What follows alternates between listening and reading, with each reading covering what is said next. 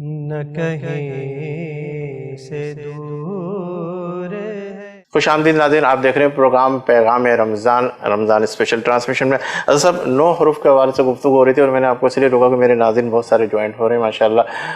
پرانے ویورز بھی ہیں، نئے ویورز بھی ہیں، تو کیا آپ شب قدر کے حوالے سے 9 حروف کی بات کریں؟ جی، یہ نکات بعض علماء نے اپنی کتاب میں لکھا ہے کہ ہم 27ویں ہی کو شب قدر کیوں سمجھتے ہیں، تو اس کے لیے بعض لوگوں نے وجہ بتائی یہ ہے کہ چونکہ لیلۃ القدر میں 9 حروف آتے ہیں اور یہ 3 دفعہ سورہ قدر میں اس کا بیان آیا، اِنَّا أَنزَلْنَاهُ فِي لَيْلَةِ الْقَدْرِ وَمَا أَدْرَاكَ مَا لَيْلَةُ الْقَدْرِ لَيْلَةُ الْقَدْرِ خَيْرٌ مِّنَ أَلْفِ شَهْرٍ۔ 3 دفعہ اس کا ذکر وہاں پر آتا ہے، تو آپ اگر 9 کو 3 سے ملٹیپلائی کریں تو یہ 27 بنتا ہے۔ تو 27ویں شب کو اسی لیے خاص یعنی کہ کہا گیا ہے کہ ہاں اس رات کو حتمی قوی امکان ہے کہ اس رات کو اللہ شب قدر نصیب میں عطا فرما دیتا ہے۔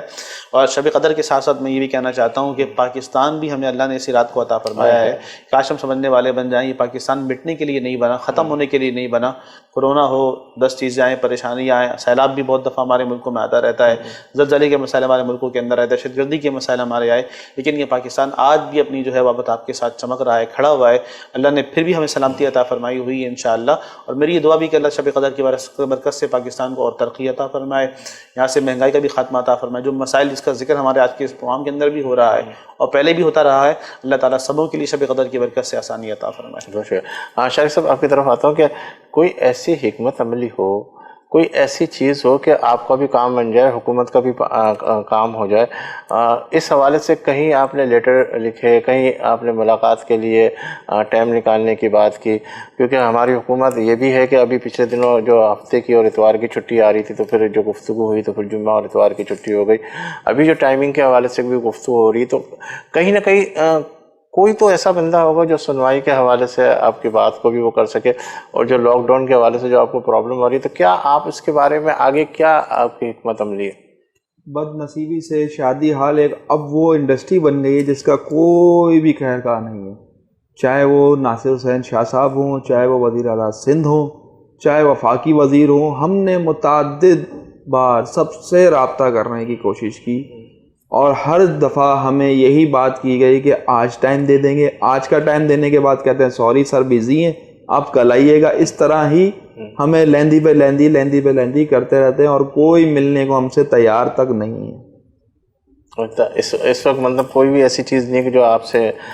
رابطے کیے جائے اور اس حوالے سے وہ کر دیں؟ ایسا کوئی بھی نہیں ہے۔ اس بار NCOC میں جب میں جاؤں گا اور ریکمنڈیشنز لے کے جاؤں گا تو شادی حال کو یاد رکھوں گا، میرے خیال اب وہ بھی بھول گئے۔ نہیں تو اب اس کا کیا آپ نے کیا مطلب ذہنی طور پہ ذہن بنا لیا کہ اب جو ہوگا ہونے دو، جیسا چل رہا چلنے دو، جیسے ایسا بالکل کچھ نہیں ہے۔ کہیں گے اسی طرح ہم بھی چلتے رہیں گے ساتھ؟ ہم نے پچھلی بار ایک بات کی تھی کہ ہم 15ویں رمضان سے اس کو بالکل شادی حالوں کو کھولیں گے، اس کو ہم نے بیک ہینڈ دوبارہ یوں کیا کہ ہم نے بھی دیکھا کہ کرونا کی کیسز اب بڑھنے لگے تو ہم نے اس کو تھوڑا سا بیک ہینڈ کر دیا، اور ظاہر ہے ہم اپنے پاک افواج کی عزت کرتے ہیں۔ ان کی طرف سے بھی ایک پیغام آیا کہ جی پاک افواج جو ہے اب اس میں شامل ہوگی اور آپ کے جو ہے کاروباروں کو بند کرانے میں شامل ہوگی، SOPs کو فالو کرانے میں شامل ہوگی۔ ہم اپنے پاک فوج کے ساتھ ہیں اور اب ہم ان کو ساتھ دیتے ہیں۔ اب ہم صرف ایک ریکویسٹ کرتے ہیں کہ اب اس کے بعد ہمارے شادی ہالوں کی لیبر کے لیے ان کی عیدوں کو خراب نہ کریں اور ہمیں عید کے بعد سے شادی حال پہ کام کرنے کی اجازت دیں۔ اچھا، میں یہ سمجھتا ہوں کہ فوج آ جاتی ہے کیونکہ ہمارے یہاں پہ ڈنڈا سب سے بڑا وہ اہمیت کا حامل ہے، کیونکہ پولیس سے کنٹرول نہیں ہو رہا، رینجرس بھی جب بھی آتی ہے تو اس میں کنٹرولنگ آ جاتی ہے۔ اگر فوج آنے کے بعد اگر سارا کنٹرول ہو جاتا ہے، مثال کے طور پہ مارکیٹیں کنٹرول ہو جاتی ہے، جس طرح بھی اب روڈ کی بات کریں کہ DC AC صاحب اس روڈ کی طرف لوگوں کو نہیں دیکھتے، اگر یہ ساری چیزیں فالو ہو جاتی ہے تو تاجر برادری بھی اس کے اندر اپنا یہ کہہ سکتی ہے کہ بھئی اب تو ساری چیزیں حل ہو گئی ہے تو پھر ہمیں اجازت دی جائے کاروبار کی۔ تو پھر آپ بھی یہ کہہ سکتے ہیں کہ اب جو یہ ساری چیزیں حل ہو گئی اب ہمیں بھی اجازت دی جائے، اور پھر بھلے آپ فوج کے ساتھ آ کر ہمارے ہال کو بھی وزٹ کریں کہ ہم کیا SOPs پہ کام نہیں کریں، DC کے ساتھ آئے، AC کے ساتھ آئے، اگر ہم فالو اپ نہیں کریں تو اس کے اوپر آپ اس کو سیل کر سکتے ہیں، کر سکتے ہیں۔ تو یہ والی چیز جو ہے شاید ایک میرے حساب سے اگر یہ آتی ہے، کیونکہ ہم پاک فوج کے ساتھ ہیں اور جب بھی کبھی بھی ایسے حالات ہوتے ہیں یہی فوج ہر جگہ، چاہے زمینی آفات آ گئے کچھ بھی آ گئے، سب سے زیادہ یہی ایکسپوز ہوتی ہے اور سب جگہ نظر آتی ہے۔ تو مجھے تو ایک امید کی کرن نظر آ رہی ہے پاک فوج کا آنا۔ میں بالکل اس کو اپنے حق میں اور اب تمام کاروباریوں کے حق میں اس کو بہتر سمجھتا ہوں کہ پاک فوج آ گئی ہے۔ اب ہمارے کو پاک فوج کے ساتھ چلنا چاہیے، اور پاک فوج کو بھی یہ چاہیے، اور اے سیز ڈی سیز یہ وزیر اعلیٰ کو بھی چاہیے کہ یہ اب تمام سیکٹرز کھول دیں، پاک فوج سے اس پہ سختیاں کروائیں، پاک فوج سے ہی ان کے ساتھ اے سیز ڈی سیز کو لگائیں، لوگوں پہ جرمانے کریں جو ماسک نہ پہنے، نہ کہ شادی حال، نہ کہ تاجر۔ اگر تاجر نے ماسک نہیں پہنا ہوا، کوئی دکاندار نے ماسک نہیں پہنا ہوا، آپ بالکل اس کی دکان سیل بھی کریں، اس پہ پابندی بھی لگائیں، اس کو جرمانہ بھی کریں۔ اس کے علاوہ اگر کوئی اس کے پاس کسٹمر ہے، اس نے ماسک نہیں پہنا تو اس کی کوئی اس میں غلطی تاجر کی نہیں ہے، آپ اس کسٹمر کے لیے کوئی جرمانے کے لیے اس کی کوئی بنائیں، حکمت عملی بنائیں تاکہ لوگ ماسک پہنیں۔ اور آپ جب فوج کے ساتھ ہوں گے تو ہر بندہ ماسک پہنے گا، ہر بندہ سوشل ڈسٹینس رکھے گا، ہر بندہ اپنے پاک فوج کی عزت کرتا ہے۔ اور اس پہ میں ایک بار پھر یہی کہوں گا کہ تمام سیکٹرز کو کھولیں، بالخصوص تاجر برادری کے لیے ہفتے کے 7 دن اور 24 گھنٹے مارکیٹ کو کھول دیا جائے۔ کل میں ایک نیوز پڑھ رہا تھا جس میں سعودی عرب میں آیا ہے کہ سعودی عرب حکومت نے ایک اعلان کیا کہ جی اس رش کو ختم کرنے کے لیے اور کوئی چیز نہ بچی، 24 گھنٹے مارکیٹیں اور تجارتی مراکز تمام کھول دیے جائیں تو یہ رش کنٹرول ہوتا ہے، ورنہ یہ رش کنٹرول نہیں ہوتا۔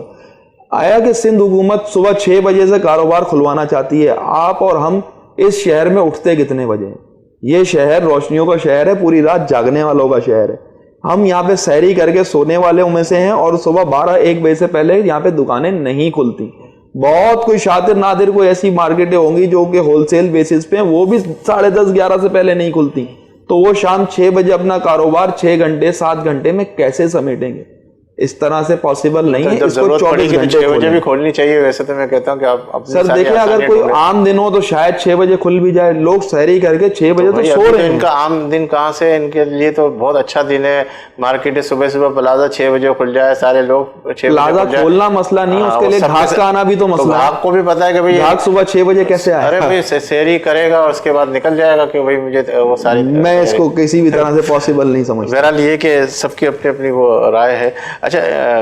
علامہ صاحب میں آپ کی طرف آتا ہوں، شب قدر کے حوالے سے گفتگو ہو رہی تھی، اور پھر اس کے بعد شب قدر کی رات بھی گزر جائے گی، اور پھر عید کا انعام مختصر، کیونکہ وقت میرے پاس بہت ہی وہ عید جو آ رہی ہے وہ کیا پیغام لے کے آتی ہے رمضان کے جو روزے رکھتے ہیں؟ دیکھیے سب سے پہلی بات تو یہ کہ عید جو ہے وہ ان روزے داروں کے لیے ہے کہ جنہوں نے ماہ رمضان کا مہینہ روزوں کی حالت میں گزارا ہے، محنت کر کے گزارا ہے۔ بہرحال لیکن عید تو ماشاءاللہ سبھی سیلیبریٹ کر رہے ہوتے ہیں جنہوں نے روزہ نہیں بھی رکھا ہے، لیکن حقیقی خوشی اللہ تعالیٰ روزے رکھنے والے کو ہی عطا فرماتا ہے۔ حقیقی جو مسرت عید کی جو اللہ تعالیٰ عطا فرماتا ہے وہ رمضان کو صحیح معنوں میں گزارنے والوں کو ہی عطا فرماتا ہے۔ اور اس کے بارے میں کہا یہ جاتا ہے کہ اللہ تبارک و تعالیٰ فرشتوں کو مخاطب کر کے کہتا ہے، فرشتوں بتاؤ جو مزدور اپنی مزدوری پوری کرے اس کو مزدوری کس طرح دینی چاہیے؟ تو فرشتے کہتے ہیں کہ مالک مولا پسینہ خشک ہونے سے پہلے اسے مزدوری مل جانی چاہیے۔ تو اللہ تعالیٰ اس طرح سے فرشتوں کو گواہ بنا کر کے کہتا ہے کہ ان تمام کو میں نے بخشنے کا اعلان کر دیا ہے۔ تو عید جو ہے بخشے جانے والے کے حوالے سے دن بھی ہے، اور اپنے مسلمان بھائی کے ساتھ اس عید کو سیلیبریٹ کرنے کے حوالے سے بھی دن، گلے ملنا، مصافحہ کرنا۔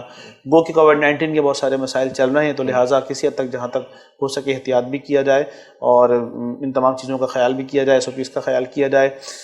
گو کہ لوگ اعتکاف بھی کر رہے ہیں، تراویح کی نماز ماشاءاللہ ہم نے ادا کی اہتمام کے ساتھ۔ یہ پہلا 1 سال کے بعد یہ پتہ لگا کہ ہاں ہم نے کس طرح سے جو ہے عبادت کی ہے، ماشاءاللہ مسجدوں کی رونقوں میں اضافہ ہوا، اور قرآن میں جو ہے وہ صحیح معنوں میں سننے کا موقع نصیب آیا ہے۔ اللہ کرے کہ آنے والا ہر رمضان جو ہے وہ اب ایسا ہی رمضان ہماری زندگی میں آئے۔ کچھ مسائل ہیں لوگوں کی، تجارت کرنے والوں کے حوالے سے مسائل بھی بہرحال ہیں، انشاءاللہ وقت کے ساتھ ساتھ اللہ تعالیٰ اس رمضان کی برکت سے ان کا بھی خاتمہ نصیب فرمائے۔ بہت شکریہ علامہ صاحب۔ شارق صاحب آپ ماشاءاللہ کہتے ہیں، جیسے میں نے آپ کو بتایا کہ 6 مہینے ہوئے آپ صدر کے حیثیت سے آئے، اور آپ کے جذبات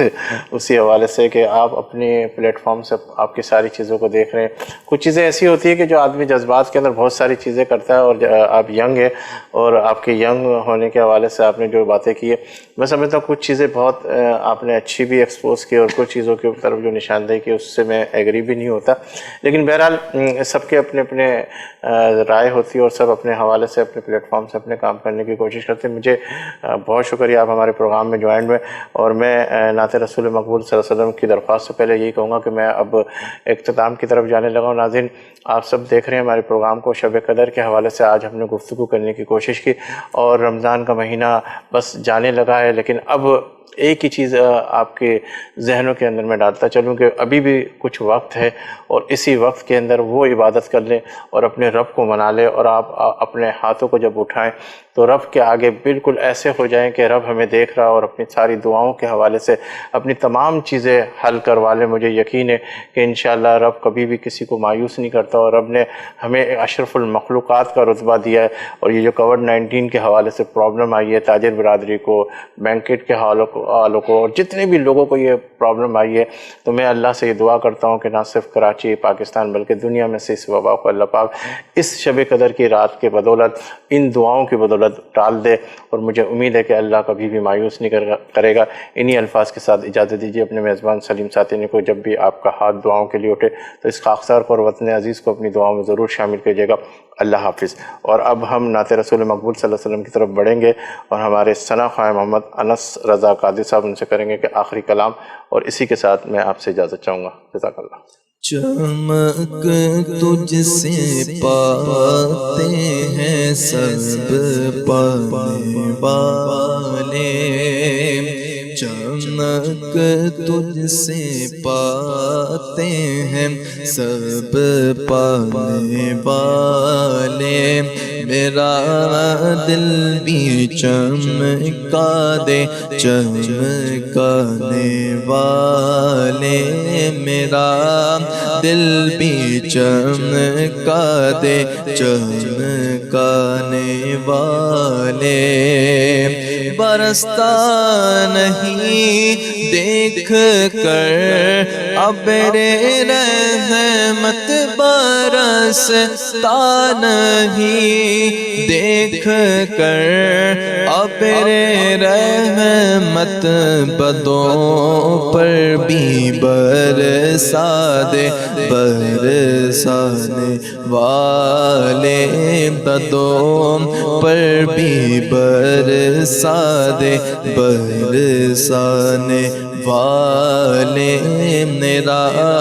دل بھی چمکا دے چمکانے والے،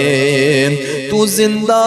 ہے واللہ، تو زندہ ہے واللہ، تو زندہ ہے واللہ، تو زندہ ہے واللہ، میرے چشم عالم سے چھپ جانے والے، میرے چشم عالم سے چھپ جانے والے، رہے گا یوں ہی ان کا چرچا، رہے گا یوں ہی ان کا چرچا، رہے گا پڑے خاک ہو جائیں جل جانے والے، پڑے خاک ہو جائیں جل جانے والے، رضا نفس دشمن میں دم میں نہ رضا نفس دشمن میں دم میں نہ، کہاں تم نے دیکھے ہیں چندرانے والے، کہاں تم نے دیکھے ہیں چندرانے والے، میرا دل بھی چمکا دے چمکانے والے، نہ کہیں سے دور